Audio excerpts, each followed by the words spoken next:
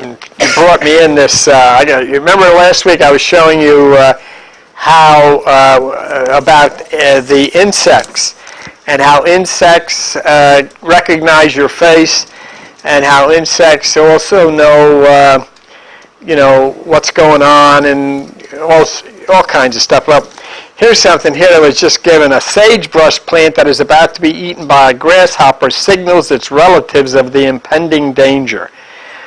In response to this threat to one plant, the surrounding sagebrushes emitted protective chemicals to ward off an attack.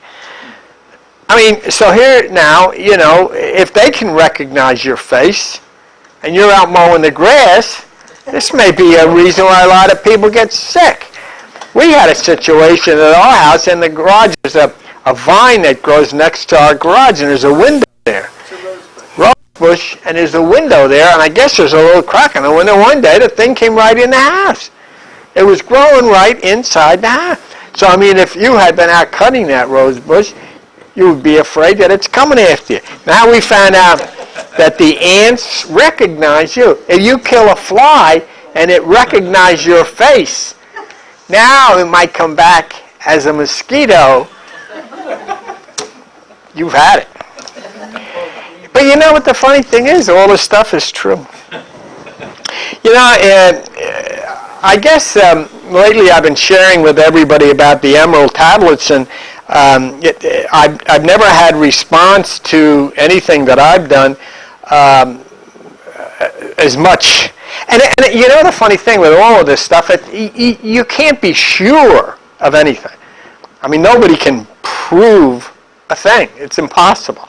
I'm going around and telling, the guy that wrote it might have made it up. I don't know. Except for the fact that I look then and just take that, I take everything with a grain of salt. But when you find so many other cultures and different times where they're saying the same thing.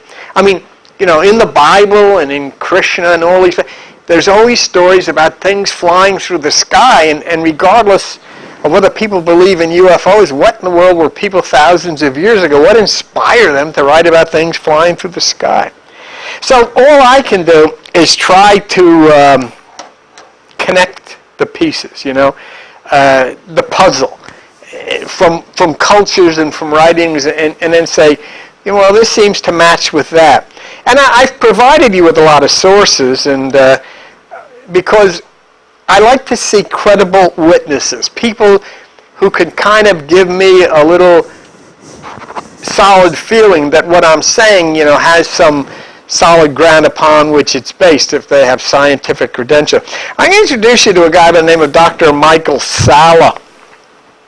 He has a website called exopolitics.org, and he's got some good credentials, but I'll be honest with you. I mean, anybody that gets into this stuff is considered by most of the people as nuts.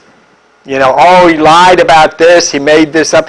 I mean, I can show you, I know you wouldn't have time to believe this, but there are people that have said things about me. I put some stuff up on YouTube, and then you'll see comments on YouTube, who is this nut? This guy's whacked out. So when I see people that criticize other people, I just say, well, they're very outside of the box, and they're not going to commit their minds to any of this stuff. But let me show you Michael Salla's credentials. Okay, put it on pause, Al, please. That again, just let me... Okay. Michael Salla has authored more than 70 articles on peace, ethnic conflict, and conflict resolution. Academic appointments, School of International Service for the Center of Global Peace, American University in Washington, the Department of Political Science, Australian University in Canberra, Australia, Elliott School of International Affairs in Washington, has a PhD in government from the University of Queensland, Australia, and an MA in philosophy from the University of Melbourne. So he's, at least he went to school. We know that, regardless of what anybody else thinks, he went to school. But what I'm looking for is the fact that the Emerald Tablet said that this UFO fleet landed. They say 36,000 years ago. My mind is saying 26,000 years, because every 26,000 years brings you into a new age, brings you around completely around the zodiac, and December 21st, 2012 would be the Passover to Aquarius and possibly the second coming of the UFO commander. We'll get into that. But anyhow, I'm looking for some kind of credibility about these things in that Egyptian or Iraqi area. And he never refers to the Emerald Tablets, but this is what Dr.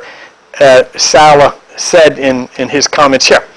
Competing clandestine government organizations. Now, you know what he's doing here? He's trying to say why different governments of the world would want to invade Iraq. No? Government organizations are struggling through proxy means to take control of ancient extraterrestrial technology that exists in Iraq.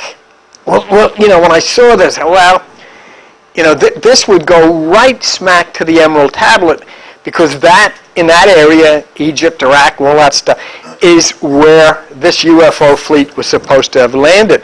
The recent discovery of exotic monatomic elements, ancient texts that speak of life-giving power, and the proximity of Iraq to the source of knowledge concerning this. In other words, what he's saying, and he never mentions Emerald, but he's saying there's a proximity. In other words, Iraq is near to where the source of this extraterrestrial information originated.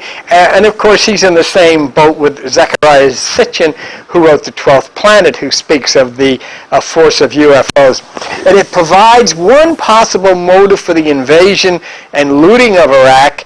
The intense search for anti-gravity may also play a part in this, and this may all have begun in modern times during the waning days of World War II. Now, the 2 points that are most interesting in what he said. Number one, extraterrestrial technology that is ancient, existing in Iraq. And then the second thing he said is the proximity of Iraq to the source of knowledge. Well, the source of knowledge, as we have been proposing based on our studies, is that same area, Iraq, Egypt, Middle East, where the Emerald Force was supposed to have landed, and I say 26,000 years ago, the land of Chem.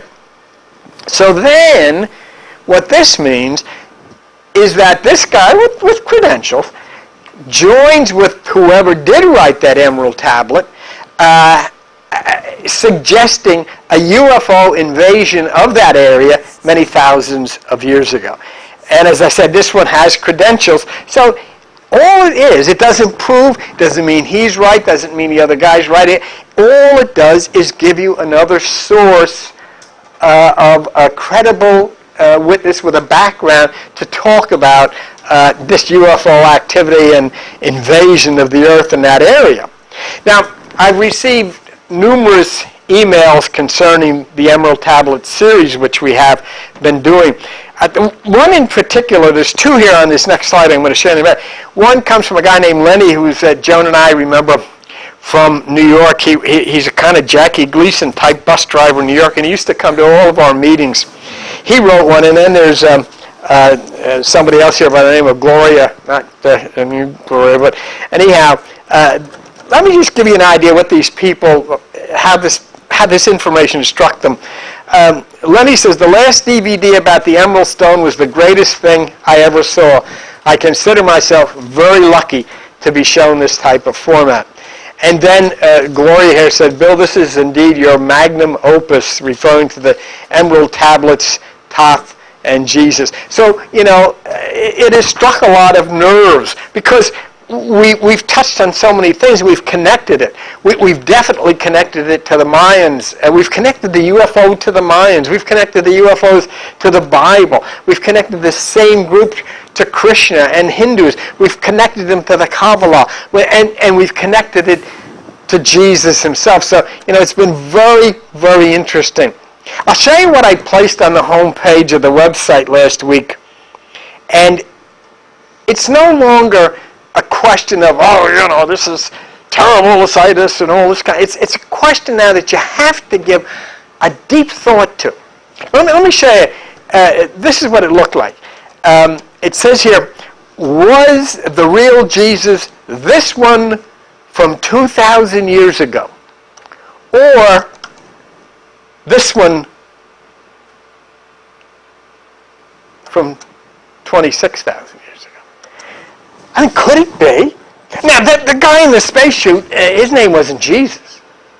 I mean, we don't know what his name was. But were the tales and the legends and the stories that were written about the God who came down from the sky, was it about him? Because of the fact that his teachings were exactly the same as... Now, and I'll show you, when you put them together, there's kind of a resemblance. There's Jesus, and they kind of look like the same guy to me. I think so. You put a helmet on, gee, yeah. Well, of course, any place outside of this room, people would throw stones at you for considering such a thing. But I'm not the first one to come up with something like this. I'm going to show you something I found on Google that predated me. That somebody must have come up with the same idea. Take a look at this. There you go. The Astro Christ, they call him. Not the astronaut, the Astro Christ. Isn't that amazing? Now, this is a group that did this from Argentina, and they're called DOMAS, D-O-M-A-S, who believe that Jesus and the rest of the gods that are talked about in scriptures and ancient texts were astronauts who came from other celestial locations to assist people here on Earth. This is what they have on their site, which you'll see the www.doma.tv. This is what they have. Jesus is back in his second visit to the earth. Let us rejoice. He is an elite member of the astronaut gods that have come to our planet since the beginning of time to shape our civilization and the world as we know it. Let the passion of the Astro Christ fill our hearts and lives once again. Merry Astro Christmas, I guess you're right. But what's the problem with this? I mean, okay, so let's say God exists. I don't know. But let's say God is a big ball of light. So how are you going to have a conversation? You can't. A big ball of light, and he's into everything.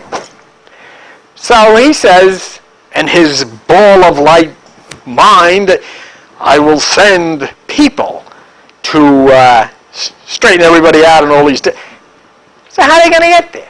Well, they'll use you up and all this, and so they come. And they come down under the earth according to the Emerald Tablet. They got ray guns to ward off the cavemen. And then they go around and they send out detachments landing here all over the place, teaching people how to live. And according to Zecharia Sitchin, messing with the DNA, changing the DNA so that people started to live more healthy and progress in their evolution. That sounds reasonable. Because if God, the big ball of light, sent these people down, why not? And if the one that came down was pictured as, being taught, who wanted to talk peace and healing according to the Emerald Tablet, and if all the things he said were exactly the same as Jesus, and if he was portrayed, his symbols with the cross and the single eye, you have to think. So they come along and write the Bible, and then they start talking about the legends that came down thousands of years, and it becomes the one we call Jesus. Well, what's so significant about it is if it is him, then the second coming would indeed be December 21st, 2012, because that's when we go into Aquarius, and that's when the commander said, when his men asked him, when is this Passover? He said, look for the man with the pitcher of water, December 21st, 2012. So they say, well, what happens if nothing happens? Joan and I will be in our motorhome in Florida, or someplace. No, but you can't, you see, it can't even, I have people write me and say, well, I'm waiting to see if 2012 comes, and if it doesn't, you're so full of baloney. I said, what do you mean you're going to wait and see if it comes? When 2012 comes, nothing's going to happen because it's going to happen between now and then, and it already is happening. The Himalayas are melting. The oceans are rising. And if the oceans rise and the ice melts up in Greenland, according to the scientists now, you could have a freeze. It could cause an ice age. The Empire State Building would be one big icicle. That's how bad it would get. So it had global warming. And the scientists at Johns Hopkins say we're on the verge of a plague because of factory farming with no antibiotic will cure it. You don't have to wait for that. It's already happening. An economic collapse. May there be one? I guess so. Well, I haven't seen anything. Were you watching television the day the World Trade Center fell down in an hour? I mean, you're seeing things. And they're happening right now before our eyes. So I wrote this guy back. I said, wow, you don't have to worry. You don't have to wait for 2012. Just turn on the television. Any changes, anything new, anything different? You elect a black president in the United States whose name is Obama and his middle name is Hussein? You think there's maybe something going on? But it ain't about Jesus. No one speaks a negative word. We read in the Bible of his death, his resurrection, and you're told in churches that you bow your head and accept his sacrifice and you're going somewhere. He has wonderful healings, and then he takes off at the end of it and he flies up into the sky. It says he was carried up into the sky. Well, what carried him into the sky? But you know what? Here is the most popular guy who ever existed. And there is not one bit of historical evidence that he ever did exist. Not one. Nothing. Absolutely nothing. When someone finds a stone or a carving of some kind that seems to sit, this was found in Tel Aviv and it has a J on it. That's it. That's what we've been looking for. He did. See, because they don't know. That's the one. They don't care what the hell he said about being good, being kind, don't hurt people. I don't want to know that. It's got a J on it. Because all that matters to people is he existed. Because they really don't know. And the reason they don't know is because he didn't. They go crazy. Because there's no evidence that this most important person ever existed in the Bible stories that they've made the foundation of their lives. I want you to take note of a following website, and when you get a chance, I want you to go. I want you to take a look at it. It's called nobeliefs.com. NOBELIEFS. I've read many things concerning documenting the reality of the historical Jesus, but I've never read one where somebody put so much effort and documented things in such a well-done way as this one was done by a guy named Jim Walker. I would highly recommend this simply because I have read it over and over and over, and he has documented everything. We're going to look at it in a little bit, but let me show it to you. Did a Historical Jesus Exist by Jim Walker? And as you can see, it's http://nobeliefs.com/exist.htm. We're going to look at his stuff a little later in this session today, but he left no stone unturned. And here's the thing. In no way am I trying to say that the work of this one who came down from the sky never occurred. It did. He did come down from the sky. But it wasn't the guy in the Bible. See? What was written was portraying this one in the Bible with all of those things that are connected to the one who came down from the sky in the UFO. Even to the extent of the Bible saying that his closest friend, who was John the Baptist, had previously in the Old Testament lifted off from earth, flew up into the sky, out of sight in a fiery chariot. Well, that's how you would describe a UFO. His closest friend was an alien astronaut. You see? So there's a lot of things, and we've covered all of these things. But what we're doing, and what Jim Walker did, was look for historical evidence. How can you believe anything anybody tells you? You don't know who these people are. And people file into churches and stand up with their hands up in the air. I believe. You believe what? Who told you? Father McFeely said it. I believe.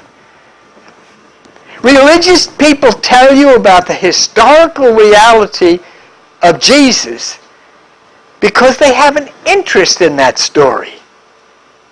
It's their business. It's their livelihood. You see, people that sell that story, they get Blue Cross and Blue Shield when they retire, and they got to get people to come and listen to it. I understand that. The fact remains, there is not one shred of historical evidence of the physical existence of Jesus anywhere. And I mean, I'm not talking about biblical things. If I'm going to believe that the Bible portrays literal reality, then I have to believe that people walk on water, snakes talk, axes float, donkeys yell at people, and all this crazy stuff. I have to believe that. But that's not where I can get historical evidence. And there is no historical evidence about Jesus. And what about the people who want us to believe them? Who teaches us about the historical evidence of Jesus? Jim Bakker, who was a very famous guy who robbed millions of dollars from people.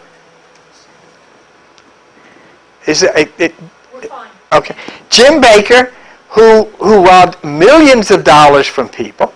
Jimmy Swaggart, who used to point, you're going to hell, man, because you did this, you're going to hell. Hallelujah, Jesus. And as soon as it was over, he put his bandana on, got his slippers on, and jumped over the fence to Lulu's Midnight Motel, and there he got on with it.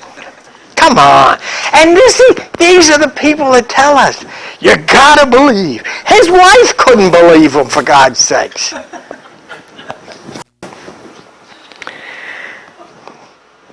Here's a guy, he's had Tiger Woods in it, his wife, he's out there telling everybody, well, his wife is helping him get out of the car with a golf club.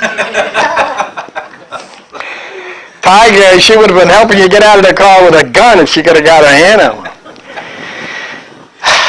But here are the people, they claim this Jesus person, and then they proclaim the need to bomb Iraq and go and kill people, and you know why they want to do that? They get all excited.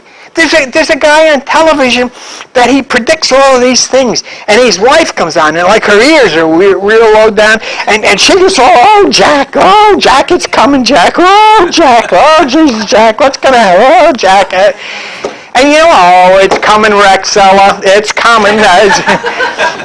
They're coming, Rexella. We're getting ready for the big one in the Middle East, Rexella. There's going to be atomic bombs flying, and everybody's going to be slaughtered. The blood's going to flow, and as a hail of bullets come crescending down, slicing everybody's head off, Jesus will come on a white horse, Rexella. Oh, Jack, I'm so damn excited about it. They want a war in order for Jesus to come. The Prince of Peace, who the Bible says wouldn't bend a bruised reed. He's going to come back in a hail of bullets. And these are the people that tell us what we have to do. How do you believe religious people? How do you believe religious leaders? You say, we're depending on them to tell us the truth about Jesus. I don't know if you saw this news this week. Okay? This news comes from Ireland, and it was released November 26, 2009. This is the headline: Bishops covered up priest child abuse. Associated Press. Now, I'll tell you something. This is a 3-year investigation. These are the credible witnesses that are going to tell us about Jesus and the truth about Jesus. Look, take a look at this. Dublin Roman Catholic Church leaders in Dublin spent decades sheltering child-abusing priests from the law, and most fellow clerics turned a blind eye. An investigation ordered by the Irish government concluded. There was a shocking investigation into decades of unchecked child abuse in Irish schools, workhouses, and orphanages run by 19 Catholic orders of nuns, priests, and brothers. And they're the ones that are gonna sit down and tell you the truth of the Bible. You say, what does that have to do with whether Jesus existed or not? My answer would be, how can you rely or trust people such as this? And they do. People are filing into Catholic churches every Sunday by the millions, and they're forking over money to what? To pay off claims of people who've been abused and to pay off fines in the billions of dollars. Look at the next one. The investigators found successive archbishops and their senior deputies, among them qualified lawyers, compiled confidential files of more than 100 parish priests who had sexually abused children since 1940. The files remained locked in the Dublin Archbishop's private vault. These are Jesus representatives on the earth. Is this something? Thursday's report sample cases of 46 priests who faced 320 documented complaints. The investigators said they were confident that the priest had abused many more than that. They cited testimony, and get this, from one priest who admitted abusing more than 100 children and another priest who said he abused a child approximately every 2 weeks for 25 years. And then they're going to tell you about Jesus. And they're going to give you communion. And they're going to hear your confession. You're going to confess to a slob like this.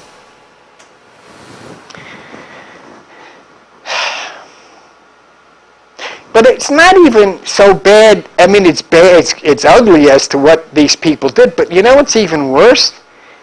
The bishops and the archbishops, they knew they were doing this stuff, and they deliberately covered it up and kept it from the mothers and the fathers and the rest of the people. And if they can't tell the truth about molesting children, how can they tell you the truth about Jesus? And what would Jesus, whoever he was, think of that crowd? He wants to come back and be part of them? Where's the next one? 3 Dublin archbishops, John McQuaid, Dermot Ryan, Kevin McNamara, did not tell police about clerical abuse. Now listen to this one. They didn't. Instead, they opted out to avoid public scandals by shuttling the offenders from parish to parish and even sending them overseas to the United States churches. Oh, here's Father McNeely. Oh, bless you, Father. He came over from the old country. Yeah. Is that your son with you, Mrs. O'Ryan? Oh, a cute little lad here. Funny? Not funny, though. Wasn't until 1995 that Archbishop Connell allowed police to see files in 17 clerical abuse cases. Connell actually held records against at least 29 priests. Connell later pursued a lawsuit against the investigators in a bid to keep them from seeing more than 5,500 files documenting the church's knowledge of abusive priests. This is a private organization that had knowledge of people who were sexually molesting children. And then they put robes on and come out and they're blessing everybody. Look at the next one. The government apologized for the state's failure to pursue the Dublin priests. Justice Darman Erhan vowed the state would never again treat the Catholic Church with deference. A priest's collar will protect no criminal. The executive director of Irish Abuse Counseling said the archbishops, bishops, monsignors, and government and everything else had never faced criminal investigations, even though they were every bit as guilty as the priest who committed the abuse. And finally, it says, it's very likely in 10 to 15 years' time, the children who are being abused will bring forward allegations. As Irish people, we like to think we live in a civilized society, but we need to hang our heads in shame. Why? Because of the church, Catholic Church. I mean, I can't even conceive. But today is Friday. The day after tomorrow, you drive by any one of them, the parking lot's jammed. And their record on history's altar will be more convictions than any private organization in the history of the world for sexually molesting children. So the point I'm making with all that, the Catholic Church played a very important part down through the years in reconstructing the Bible. They have their own Bible called the Douay Bible, D-U-A-Y. And after you've seen that they cannot tell the truth about their own kind abusing children all over the world, how can you believe anything? In fact, when I say all over the world, it just hit the press a couple of days ago that there's a new investigation now going on in Italy. They're getting right down to the home base, aren't they? And you've seen enough of the phony TV evangelists, and you've seen more than enough of Catholic priests molesting children all over the world. And it's obvious that religious people of all kinds should be totally excluded from consideration as to the reality of ancient events or their purpose. And so I continue to identify Jesus as the Emerald UFO commander. And this has to be a significant thing. Because, and I'm more and more and more sure that this is who it was. And it completely turns the history of Christianity and religion in general on its ear. You know, I've gone through with you over and over again in all these different lectures on the history of the eight-rayed star. It's right on here. My God. And we never even knew 20 years ago when it was put on here. We had different ideas what it was, but I never knew the eight-rayed star at that time was connected to December 21st, 2012 and to Jesus, and it is. I never knew it was connected to UFO Commander, the Emerald Tablets, never knew. But something gave it to us and put it right here.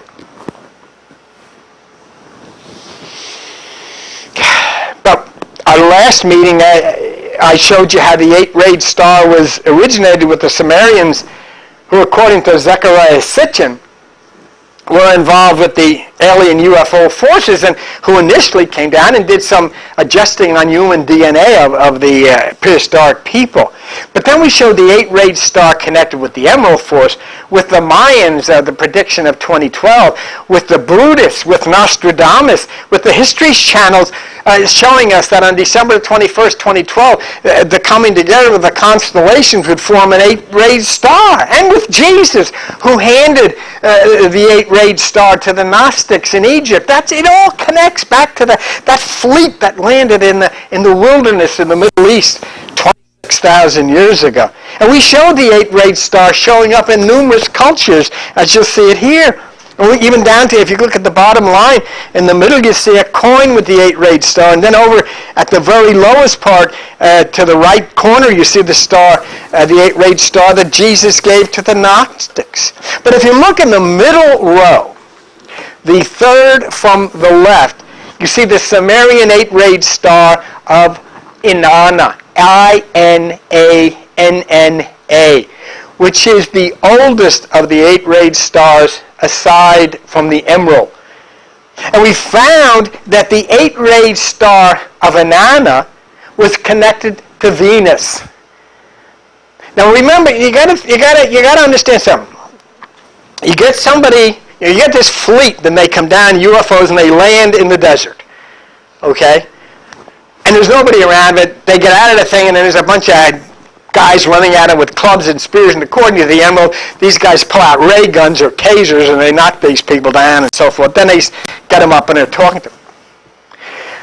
Well, then you go from there maybe 1,000, 2,000 years, and the legends start of the gods who came down and they landed and then went back, and they start to take on different names, and one of the first names was Inanna of the eight-rayed star. And the eight-rayed star came because the one that came down, the commander of the UFOs, was called the God of Eight, from the city of Eight, who reported to the eight deities, and everything was the eight. But the eight-rayed star was connected to Venus, the morning star. And then we see in the book of Revelation, the one that I propose was the UFO Emerald Commander, Jesus, that we know him as Jesus in the Bible. He turns around the book of Revelation and he says, I, Jesus, am the morning star. He's saying, I'm the guy that brought that fleet to this earth. So we connected all of this to the Bible, UFOs in Ezekiel, Jesus having a friend who was an alien that flew in a UFO, and we connected it with the books of Krishna.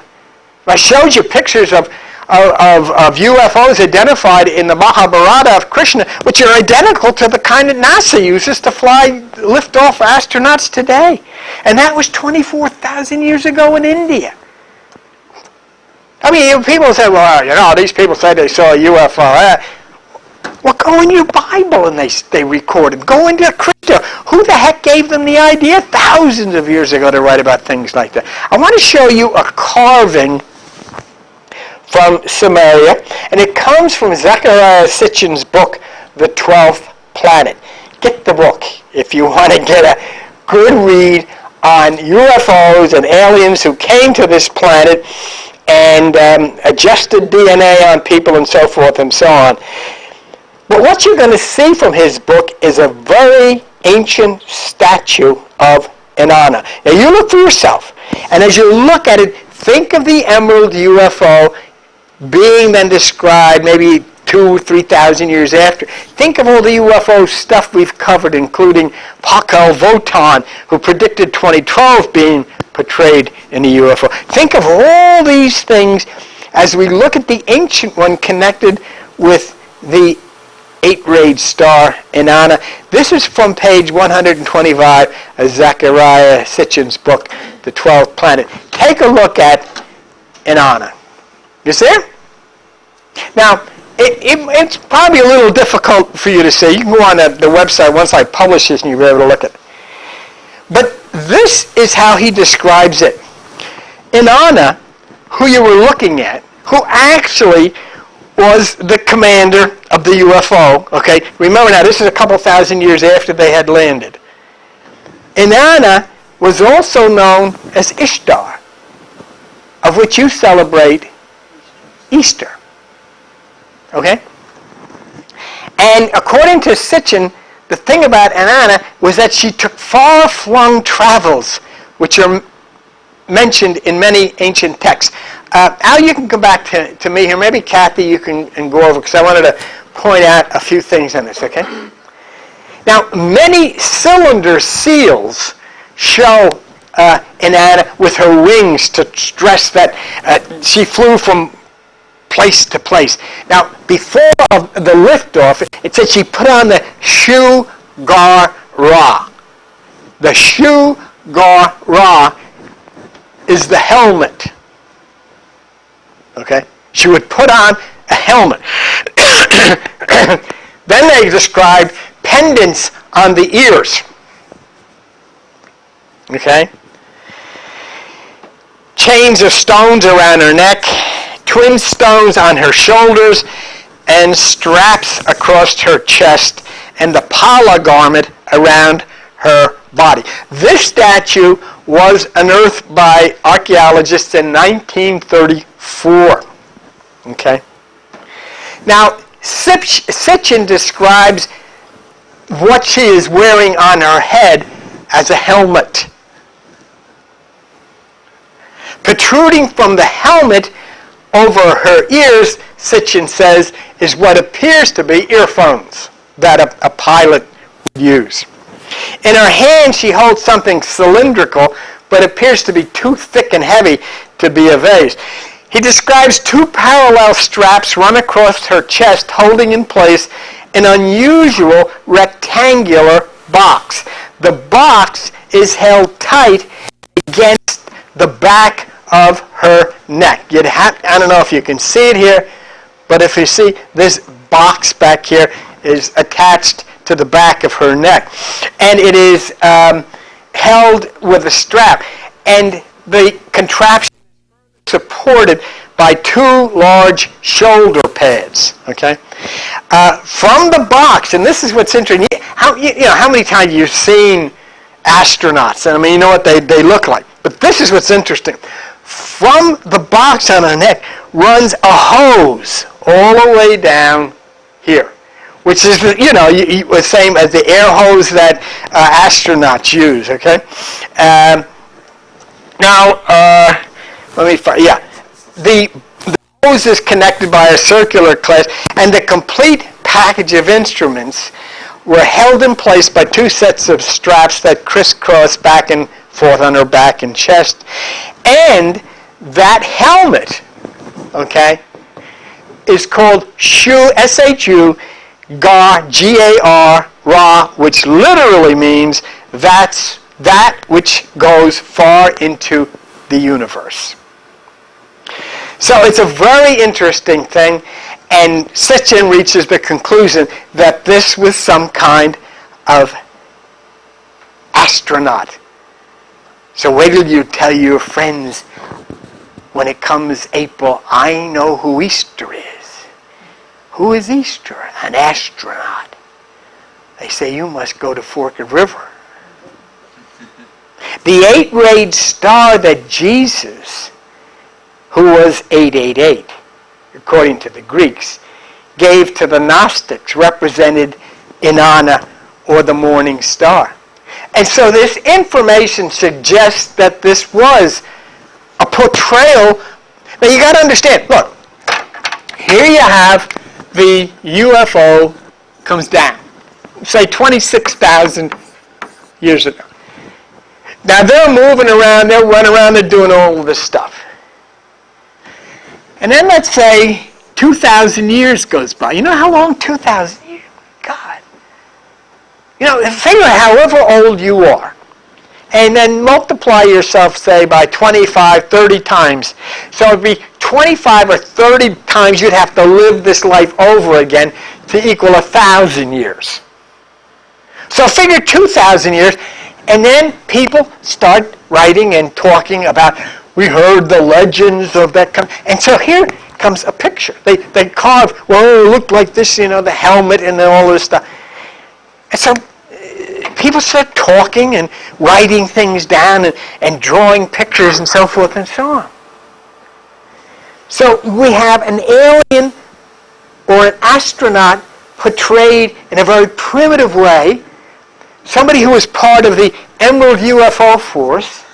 And then we have the Bible coming along. Now, here you're 2,000 years from the landing, but now you're going to go another, say, 20,000 years. Okay?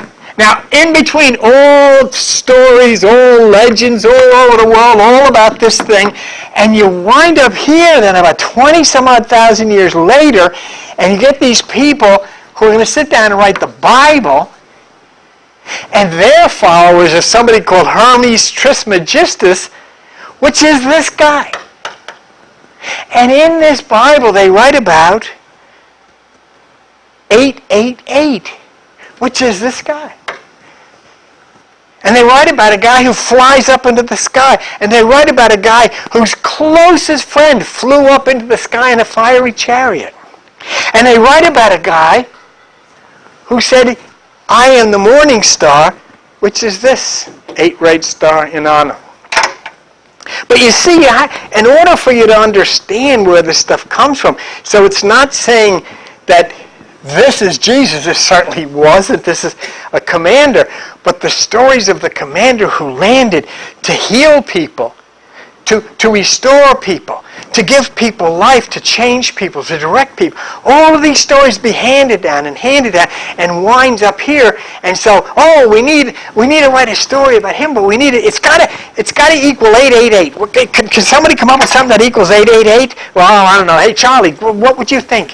Why don't we call it? Yeah, we'll put all the letters down. As soon as you get something that 888, let me know. Well, we got this one here. That's 888. Yeah, that's him. We'll call him that. And when you translate this into English, that's what it is. It's that guy. So let's look once again. If we look once again at the Inanna 8-rayed star here in the next one, you see the star at the top, and then, John, if you hit it again, it says the Sumerian sign Dinger originated as a star-shaped ideogram indicating a god in general, the Sumerian god, and the supreme father of the gods. Now listen, just understand something. Today, what you call aliens, back then they called gods. All right? What you call aliens, back then they called angels. Anybody that flies was an angel, was a god. Another supernatural. I mean, you go into the jungle with your cell phone and a portable TV, you're a god. And that's how they would describe. If you look at the stone, the Sumerian stone at the bottom left-hand corner, the third line from the top, you'll see the sign Inanna, which is the sign that is right on here, on the front of her. So where does Jesus come from? Okay? And I remind you, there is no historical evidence of any kind of a physical Jesus. John, you want to go to the next one? Now, the 8-rayed star was found in numerous cultures. All over the world, there's an 8-rayed star, and it all represents something. Oh, this one is Moko, and this is Hoko, and this is Ovaltine, and who the hell knows what it is. Names. But it's all coming back to this.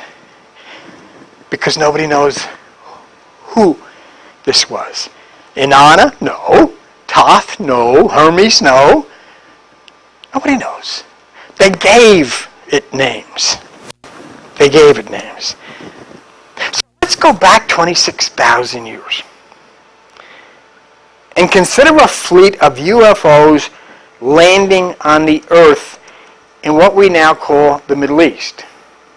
Now, we're going to take that story of all these UFOs landing, and we're going to take all the legends that were compiled and then carried into us 1,000 years after 1,000 years, and I'm going to show you a medieval picture, a religious picture.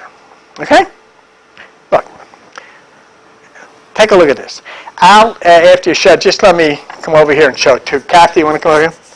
Here they come, the angels with their horns, and the gods ascending, and everybody's looking. And look at the fleet of UFOs. Do you see them? Can you see them? Is that the emerald? They're coming, boy. Yeah. And that's like, you can see a lot of these old religious pictures with UFOs on them. But there's the whole fleet of them.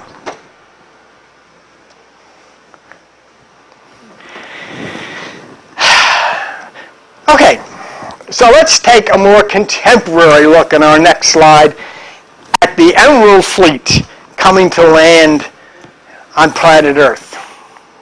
A whole fleet of them, and up here is the commander who you later know as Christmas. Jesus. They make their landing in the land of Kem, which is now Egypt, maybe 26,000 years ago. Nobody there. Nobody around. Everybody down? Yeah, the whole fleet's down. Hey, what are those guys over there with the hair all over them? Yeah, that's the hairy barbarians they told us about. Hey, they're coming. They got clubs and sticks and everything. Yeah, well, you better whack them with the taser. After they get up, we'll talk to them. Give them some cheeseburgers and a little something, and we'll talk about how to live. That's the way it started. Prehistoric men, their work is to spread out then. Everybody's on the ground? Okay, we're going to take detachment number 14. Yes, sir. Where are we going? I want you to go to a place that 20,000 years from now is going to be known as South America. Go down there, and you're going to run into a group there that you're going to call the Mayans, and tell them what's going to happen. Okay, and they did. Okay, the other group, number 37. Yes, sir. I want you guys to lift off and move over to a place just a little bit north of here. You're going to be called the Pelasgians, and when you land there, I want you to take all the hot shots you got on board, all the super intelligent guys, and Charlie, you're going to be known as Plato. Fred, you're going to be known as Democritus. You're going to be known as Hippocrates and all of that stuff. You get over there, and they did. And they landed, and you had Greece. And number 71, you guys want to take off once you go over there, and this place is going to be known as India. Oh, you're going to have a heck of a time. And they did. They had a heck of a time. They wound up in India, and so all these guys are all over the place. And it probably took about 4,000 or 5,000 years after the initial landing to see the results. And then when people finally became civilized, they started writing about this stuff. I mean, and something went wrong in India because the guys got ticked off at one another, and the Mahabharata describes not only the flying spaceships, but fire coming out of them and a nuclear explosion. So the story spread all over about the ones who came down from the sky. Thousands of years people were passing stories around about the ones who came down from the sky. And they began to make up names. And they began to even make up names about where they came from, like this. One of the earliest names they made up was Anunnaki. Those who come from heaven to earth. That's what Anunnaki means. And they said they came from Nibiru, called the planet of the crossings. And then came the Assyrians and the Babylonians, and they called it Marduk, Anu, Enlil, and Ea. And then a dispute existed between the god Enki and a mother goddess Ninhursag, originally the earth goddess Ki. The one we call Noah was originally Zeusudra. And then we had Inanna and somebody named Sin and somebody named Nana. In fact, you all named your grandmother after the same astronaut, Nana. So these are still thousands of years after the Emerald landed and worked on civilizing us.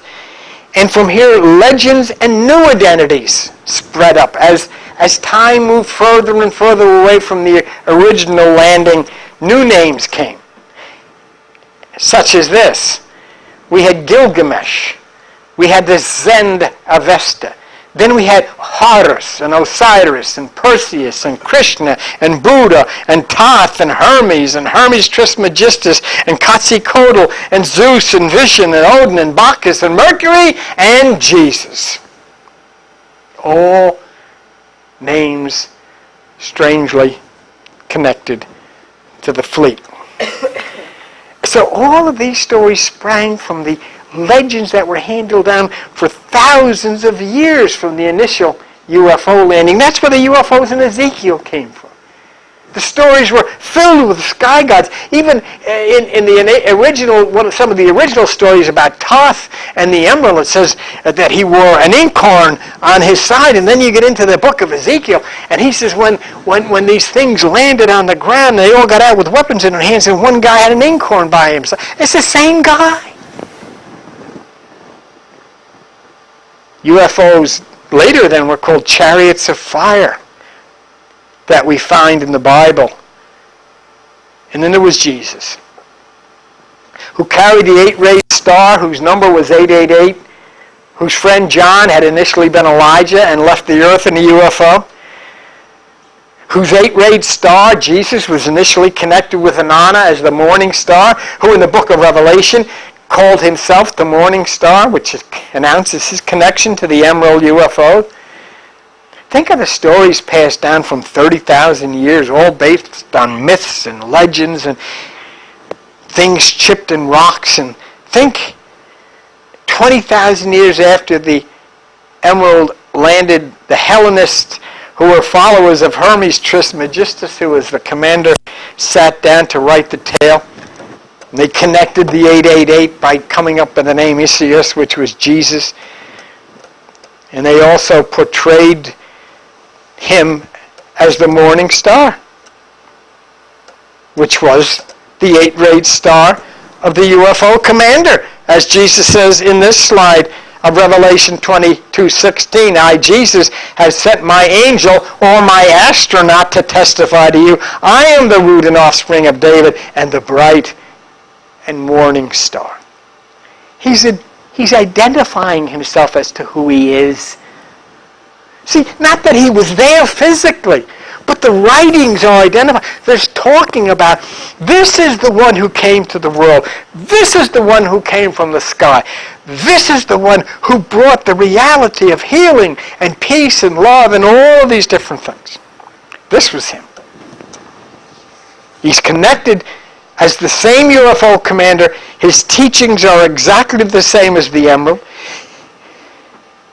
The God of 8 was the commander from the city of 8, connected to the 8 deities, and Jesus' name number is 888. His friend left the earth in the UFO. He gives the Egyptian Gnostics the 8-rayed star you see here. The 8-rayed star comes from the Sumerians, who were closest to the emerald UFO. They connected to Inanna, which attaches to the morning star. Jesus is the morning star. So what's going to happen December the 21st, 2012? Do you know what happens? It happens every 26,000 years. It's the movement into the age of Aquarius. It's the movement into the pitcher of water. And the legend has it that the Emerald Fleet landed 36,000, and I'm moving it up 10,000 to 26,000, because if so, would this not be the second coming of the Emerald Commander, known as 8 or 888? Will the second coming be a fleet of UFOs from another dimension commanded by the one that we now call Jesus? And so, for thousands of years, since the Emerald landing stories have been passed down about the gods who came from the sky, the ones who could do miracles, the ones who could teach people how to live in a civilized way.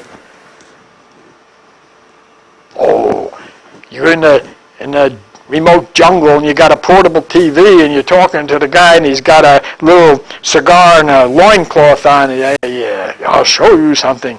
Here, I will show you elephants in my hand. What? You turn it on, there's an elephant. What? You're God. Hey. And he starts writing legends. He came and he had an elephant on his hand. And you would read that and say, what? That's crazy. How could he have an elephant in his hand? Oh, because the Emerald UFO, it said he had the emerald tablet in his hand. Could be a BlackBerry, couldn't it? A little laptop of some kind. Because it said, oh, he wrote on the emerald. You couldn't you? Kids do it all the time. And so when it came time for the Hellenists in Alexandria to put together the New Testament, they invented a new name for the miracle worker. His story was Jesus. And his story changed to continue the changes made by thousands of years of myths. He didn't come down from the sky. He was born of a virgin, but he left flying up into the sky. So 30,000 years later, from Inanna, the morning star, the astronaut, and the morning star becomes Jesus. But who was the historical person? Who the heck was this? Once again, I take you to the site of Jim Walker called www.nobeliefs.com. I've never read such a thorough presentation, and I want you to look at a few things with me, if you wouldn't mind. Jump.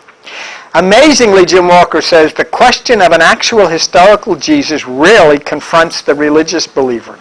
The power of faith has so forcefully driven the minds of most believers and even apologetic scholars that the question of reliable evidence gets obscured by tradition.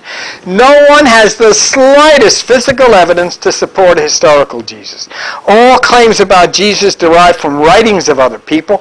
There's no contemporary Roman record that shows Pontius Pilate ever executing a man named Jesus. And devastating to historians, there occurs not a single contemporary writing that mentions Jesus. You know, religious tradition has made even the questioning the identity of Jesus a sin. Even though the Bible was written by followers of a Hermes Trismegistus and then changed and altered hundreds and hundreds of times and everybody had their hands in it, you have to have absolute faith that the story is actual and factual with no hesitation on your part. You kiss the book, you put the book on the piano, and all this kind of, you're hanging on all this kind of a stuff. It's absolutely true. Nobody knows who the hell wrote it, and on top of all that, it was been changed and messed with for thousands of years. The Roman records have no entries whatsoever concerning a crucifixion, yet we are condemned if we don't believe it as a historical fact. Even when the Bible says that when the crucifixion happened, people crawled out of their graves across the street and walked downtown and met the townsfolk. You wouldn't want to be in town that day, would you? Everything that ever has been written about Jesus is hearsay, legends passed down, legends that had their beginning from the Hellenists. The astronaut story became the Astro Christ who flew up, and all this kind of... Now let's go back to Jim Walker. All documents about Jesus were written well after the life of the alleged Jesus from either unknown authors, people who had never met an earthly Jesus, or from mythical and allegorical writings. A historian today who writes about George Washington cannot serve as an eyewitness, but he can provide citations to documents which give personal eyewitness accounts. None of the historians about Jesus give reliable sources to eyewitnesses. Everything remains hearsay.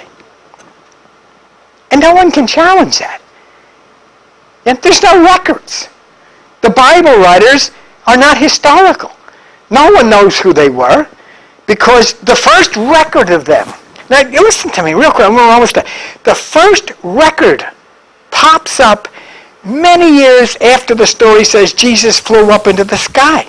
Nobody even heard of the name until then. You'll see people on television, oh, the Bible says, oh, the Word of God says. Which Bible? Which version? There's thousands of them.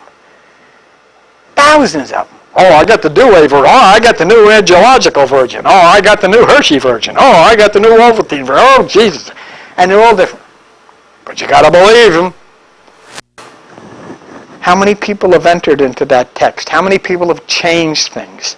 A book is a book. A book doesn't say anything. Only the people who wrote the book say things. And the initial entries were made by Hellenist Greek mythologists. And then after that, who knows who changed what? Joan? Elaine Pagels writes, although the Gospels of the New Testament, like those discovered at Nag Hammadi, are attributed to Jesus' followers, no one knows who wrote them. Not only do we not know who wrote them, consider that none of the Gospels existed during the life of Jesus, nor do the unknown authors make the claim to have met an earthly Jesus, and add to this that none of the original manuscripts exist. We only have copies of copies of copies. That's a brutal commentary on the minds of the masses of people who want to be led. No one knows who wrote it, but they kiss it. No one knows who wrote it, but they base their foundation of life on it.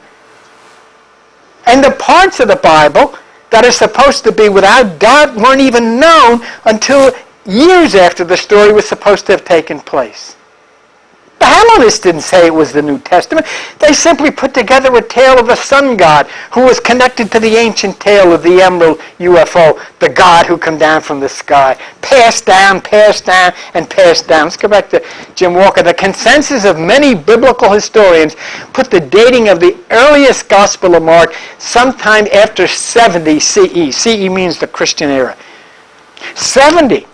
That means that's 70 years after this thing was supposed to have happened is the first time anybody heard about it. The last gospel, John, 90. That would make it 40 years after the crucifixion that we have any gospel writings that even mention the name Jesus. 40 years. Some of you aren't. Or maybe you're just 40. 40 years. And nobody ever heard of it. John, the last gospel, presents us with long theological discourses from Jesus. Could not have come as literal words from a historical Jesus. The Gospel of John disagrees with Matthew, Mark, and Luke. Moreover, the unknown authors wrote it in Greek near the end of the first century. No mention. What about the people who made the changes in the original text? What was their intentions? Here's a description of their intentions, and they pulled it off. They concocted a tale that has placed millions of people into everlasting bondage. Many of the statements of Jesus claim to have come from him while he was alone. Who heard him? CNN must have been there. And Jesus said to himself, "Oh God, oh Father, if it be you." Well, who the hell was there? It becomes even more marked when the evangelists report about what Jesus thought. Who did he confide his thoughts to? But here's the part now. You ready for this? Eusebius was an ecclesiastical church historian and bishop. He advocated the use of fraud and deception in furthering the interests of the church. And this is what he said. Hey, I'm Eusebius. We shall introduce into this history only those events which may be useful to ourselves and to posterity. And in his Propratio Evangelica, he includes a chapter titled, How It May Be Lawful and Fitting to Use Falsehood as a Medicine. In other words, what are we going to do, bishops, with these people? These people are screwed up and they're all out of control. Well, we got to tell them something. You got to tell them something to scare the hell out of them to get them to stop this crap. Because they're doing all kinds of evil things. Once you tell them they're going to go to hell and all about Jesus and everything, make it up. Jesus died for their sins and they're going to go to hell. Yeah. I think you got one there. Let's go, Rocky. And out they go, and then they say, this is it. And if you don't believe it, they come knocking on your door and they cut your head off. And after a few deals with that, and you see people burning at the stake and all that stuff, suddenly you tell your kid, don't say anything about God or Jesus or the church. Don't say anything. And this goes on from generation to generation, and they're still doing it. Using falsehood as a medicine. We have politicians that do that. Just tell them whatever you want them. Just tell them what they want to hear. Or tell them stuff that, just keep them in line. Tell them I want to. There's a great thing. This guy Lou Dobbs, he's not on TV anymore. He went on television, and his whole career was based on illegal aliens. Get these Mexicans out of this country! These Mexicans are no good. They're taking our jobs. Nonsense. He lives in New Jersey. He just decided he may run for senator in New Jersey. Guess what? The first thing he did was give a comment on television to Telemundo, which is the Latin television. And he said, oh no, well, yeah, I'm a friend of the Latin. He's a liar. You see? Do whatever you have to do to make people believe anything. It's like with the health care bill, they're telling them they're going to execute old people. Didn't I tell them? They're going to execute old people. There's a death sentence. You're going to have to come in. They're going to say, you're old, you're not getting fixed, you're going to shoot you. What the? Scare people. Says nothing's changed. Use falsehoods to control the people. Look what ever hear of St. Ignatius Loyola? There's a college named after him, Loyola University. Here's what he said. Friends, we should always be disposed to believe that which appears to us to be white is really black if the hierarchy of the church so decides. White is black. If they say it is, it is. Understand what I'm saying here? How the hell can you believe anything these people say? We have the Gospels portraying Jesus as famous, a prophet, a healer, multitudes of people, including the greatest Jewish high priest and Roman authorities, and not one person records his existence during his lifetime. If the poor and the rich, the rulers and everybody else, how come nobody heard about him? How can you believe a story then? It's very hard to digest Jesus portrayed in the Bible, the one that we celebrate on Christmas and Easter and Good Friday, and we scream, Jesus Christ never existed. That's hard for a lot of people. It's very, it's hard. But I'm not saying that the goodness and the life and the love and the healing and the beauty and the wonder and the one who warned us of communing with nature about 2012, that existed, that came, and it was portrayed in this story thousands of years later. Let me show you here what he shows. What about the god Horus? I don't know how many of you have ever heard about him. The Egyptian mythical Horus is the god of light and goodness, parallels Jesus. He and the Father are one. Horus and the Father is seen in the Son. Horus is the light of the world represented by the eye. Horus baptized with water by Anub. Horus the good shepherd. Horus the lamb. Horus the lion. Horus identified with the top cross. And 12 followers of Horus as hardcore. What the heck are we talking about? They're all over the place. It's all the same. And yet, we can't even discuss it. The nativities of Zeus and Krishna predated Jesus by thousands of years that are exactly the same. Oh, the king's coming, he's going to kill the kid. Oh, take the kid and run off someplace. And it's the same story. Go back here. Osiris, Hercules, Horus, Mithra, Hermes, Prometheus, Perseus, and others compared to the Christian myth, according to Patrick Campbell of the Mystical Jesus, all served as pre-Christian sun gods, all had gods for fathers, virgins for mothers, birth announced by stars, were born on the solstice, December 25th, who tyrants who tried to kill them in their infancy met violent deaths and rose from the dead. Because contained within that is the story of the sun, the light that shines within each one of us, that must rise from the place of the solar plexus and take its place at the right hand, at the upper right, at the right hemisphere of the brain. That's what the whole story is about. And now, as I wrap this, we'll ask the final question. Where did it all come from? Who stands as the original sun god who descended from the sky? Who stands as the original messenger of the sun? Who stands as the original morning star? Who stands as the biblical person whose close friend flew in a UFO? Who stands as a person the Bible said was carried into the sky? Who stands as the person who said, my kingdom is not of this world?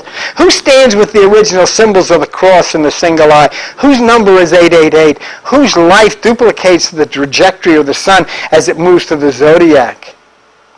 And what is the answer to the emergence of Jesus connected to this original commander of the Emerald Fleet? From the Emerald Tablets, is this the one we now call Jesus? I have 2 slides to show you, and we'll conclude it. This is from the Emerald Tablet in tablet number 5. Joan? There on the great throne beheld I saw the dweller, clothed with light and flashing with fire, and he spoke to me. And he said to me, here you shall dwell as one of my children, keeper of records, gathered by wisdom. You will be the instrument of the light from beyond. You. And I answered, I said, give me your wisdom that I might be a teacher of men. And I dwelt for a long time in the temple of the dweller until at last I was one with the light. He called me top before him. He said, listen, this is what you're going to do. I want you to take all your records. I want you to take all your magic. And I want you to go forth as a teacher of men. You shall be a light through all the ages, hidden, yet found by enlightened men. Oh boy, that's good. I was one with the light. You shall be the light of all ages, hidden yet found by enlightened men. We give you power over all the earth, Jesus. You're free to give it, or you're free to take it away. Now I want you to fly to the children of Chem. Now. Into the spaceship I brought all my records. You see that? I gathered all of my powers and many instruments of mighty magic, and up then we rose on wings of the morning. High we rose above the temple, leaving behind the three and the dweller, closing the pathway to the lords of the cycles. And then I raised to the light the children of Chem, you and me. Ready for this next one? I buried my spaceship waiting for the time when man might be free. Over the spaceship I erected a marker in the form of a lion, yet like a man. There neath the image rests my spaceship to be brought forth when the need shall arise. Don't think of it as a ship in the terms that we consider now, 30,000 years later. Think of something different. Think of something in the quantum realm of power and light. And he says, follow the pathway. Solve my secrets. Unto you I have shown my way. Wow. Okay, that's enough. Thank you very much for being with us, and we'll see you soon. Bye-bye.